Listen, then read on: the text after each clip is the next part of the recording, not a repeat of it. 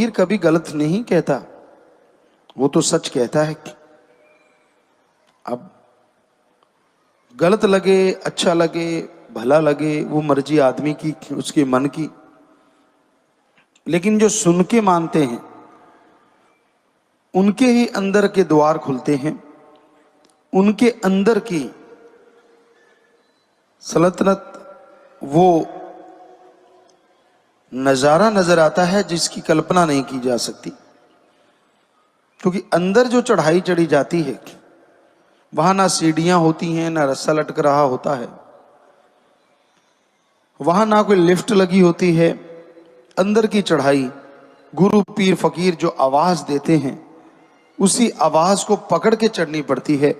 और रूह जब उसे पकड़ के चढ़ती है तो उसकी स्पीड बहुत जबरदस्त होती है।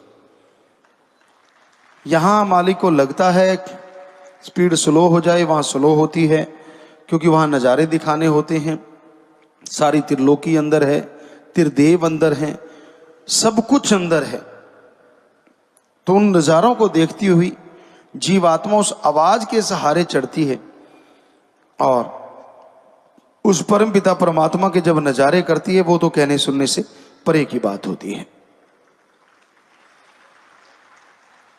तो आवाज तभी सुनाई देगी ना अगर बाहर की आवाज सुनोगे। कहने का मतलब गुरु पीर फकीर जो बात कहते हैं अगर उसको मानोगे तभी अंदर की आवाज चलेगी, वरना तो आपने तो लॉक लगा रखा है अंदर वाली आवाजों को।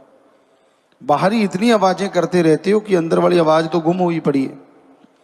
बाहर की आवाजों में इतने मस्त हो कि अंदर की आवाज की तो सुध ही नहीं है आपको। चुगली कर ली, निंदा कर ली, काम वासना, क्रोध है, लोभ, मोह, अहंकार, मन, माया, क्यों, किंतु, परंतु, सारा दिन चलता रहता है, कच कच कच कच। पता नहीं आदमी थकता क्यों नहीं एक ही तरह की ऐसी बातें कर करके। राम नाम जपने बैठो तो कह देता मैं तो थक गया जी, 2 महीने कर लिया, बहुत हो गया। रोटी खाते नहीं थके, जन्म से लगे हो खाने, अभी तक खाते जा रहे हो रोज। 2-4 परोठे ज्यादा ही रगड़ जाते हो जब ज्यादा स्वाद हो। वो थके क्यों नहीं भाई? सुबह सुबह जाते हो रफा हाज, तो उससे नहीं थके आप? रोज एक ही काम कर रहे हो, क्यों नहीं थकते? नहीं थकते ना।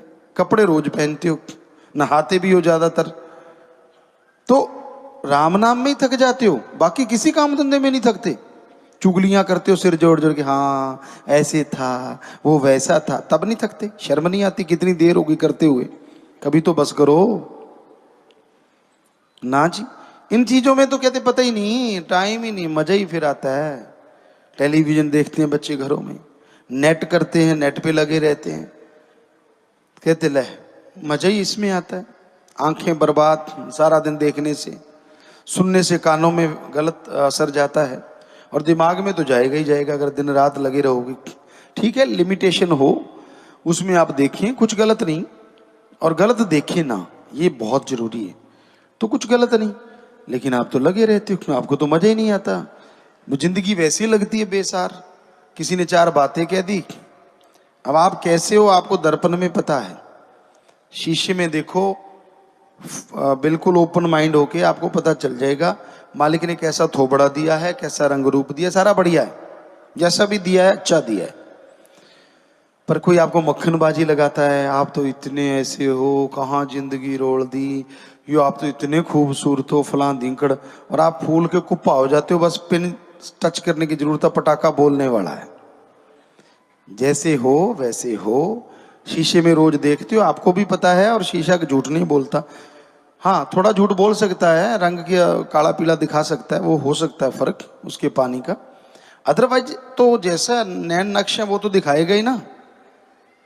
तो फिर आप दूसरों की बातों में क्यों आ जाते हो?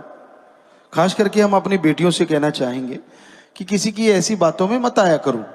वो आपको यूज करने के लिए, आपका इस्तेमाल करने के लिए आपको बटरिंग करते हैं, और आप अच्छा, तभी सारा चेंज ही हो जाते, हाव भाव, कपड़े लत्ते सब, एक्शन, एक्शन पे एक्शन, सामने रिएक्शन। तो ये सारी गड़बड़ है। क्यों भाई, ऐसा क्यों सोचती हैं आप?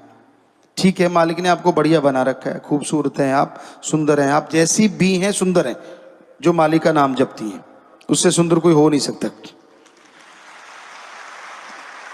पर दूसरे के कमेंट से या दूसरी की निगाह से आपको होता क्या है? क्यों बहक जाती हैं, क्यों फिसल जाती हैं आप? किसी लड़की ने कह दिया हाँ आप तो ऐसे हैं वैसे हैं, कुछ बोल दिया, आपके सपनों में भी वही चलता है, हाँ मैं तो पता नहीं परी बन गई, पंख निकल आते हैं, उड़ रही हो। जबकि उठती हो तो चारपाई से उठना मुश्किल होता है, सुबह सुबह माँ 4-5 बार उठाएगी तब जाके उठती हो। सबके साथ एक जैसा नहीं है, पर बहुतों के साथ ऐसा है। तो बेटा क्यों क्यों आप फिसल जाती हैं, फिर आपकी जिंदगी नरक बन जाती है, क्यों ऐसा करती हैं आप जैसी हैं बढ़िया हैं। तो हमारा कहने का मतलब, हमारी बेटियों को ये ध्यान में रखना चाहिए, किसी के बहकावे में, किसी की झूठी बातों में कभी नहीं आना चाहिए, क्योंकि आज घोर कलयुग है, लोग आपको इस्तेमाल करना चाहते हैं, दैट्स ऑल।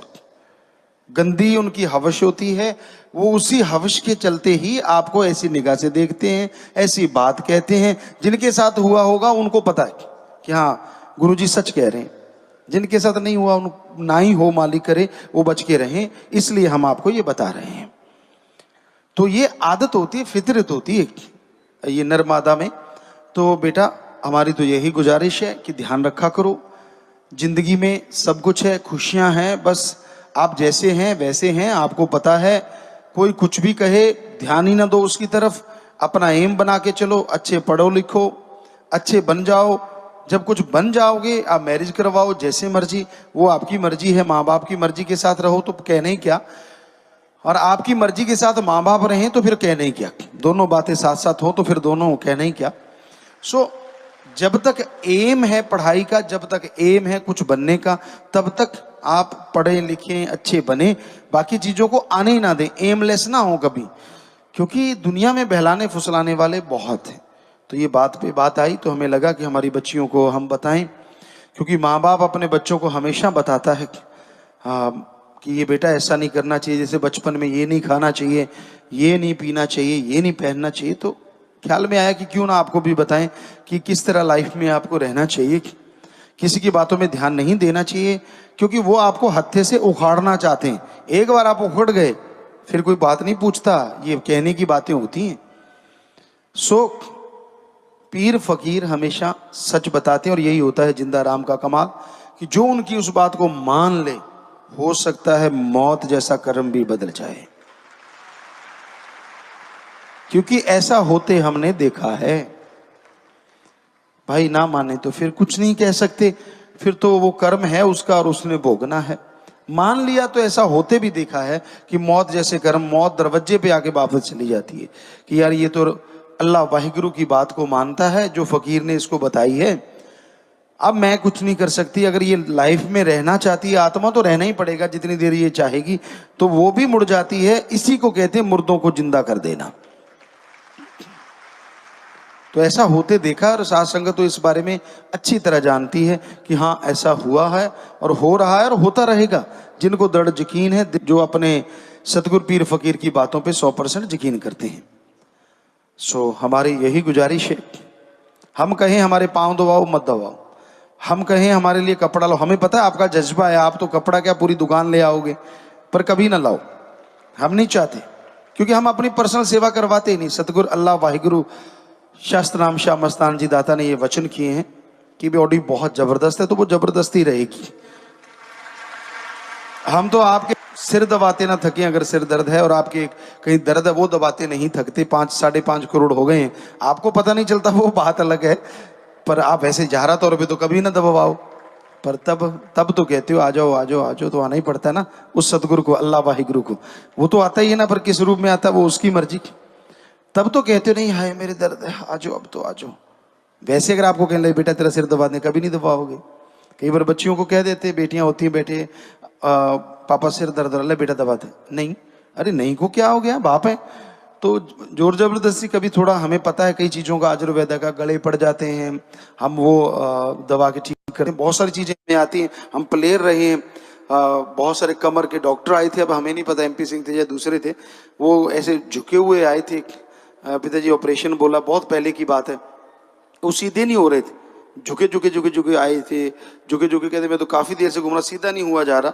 हमने कहा बात ही कुछ नहीं, आजा बेटा अभी करते हैं ठीक। तो हरदीप होता था गेट के पास। हमने कहा इधर आ बेटा, काफ़ी मोटा ताजा, तो इधर आ। वो आया, हमने कहा बैग जोड़ लो, दोनों ने पीठ जोड़ ली। हमने कहा इसकी बाजू पकड़, आप मत कर लेना ऐसा कुछ, आपको आता जाता कुछ है नहीं, कहीं सुन के करने लग जाओ। हमने तो स्कूलों में ये खेला करते थे, ऐसे आम ही बात होती थी, कोई ऐसे हो जाता हम पकड़ते, तड़ाक सीधा हो जाता। स्कूल में बच्चों को पता है, जो प्लेयर ने हमसे सुना है कि अगर आपके पाँव में मोच आ गई तो भाग बेटा 2 राउंड लगा लगा लगा। वो चीखते हैं, हाय पिताजी नहीं भागना। भागना कैसे नहीं, भाग। तो वो भागते। हमने कहा अब भाग लोगे तो अभी ठीक, वरना 7 दिन के लिए चारपाई पे लेट जाओ, दोनों में से जो मर्जी कर लो। तो क्योंकि ये चीजें प्रैक्टिकली की हुई थी, तो उस डॉक्टर को पकड़ा उसने, एक झटका दिया, सीधा हो गया। वो उसको यकीन ना है कि मैं सीधा हो गया।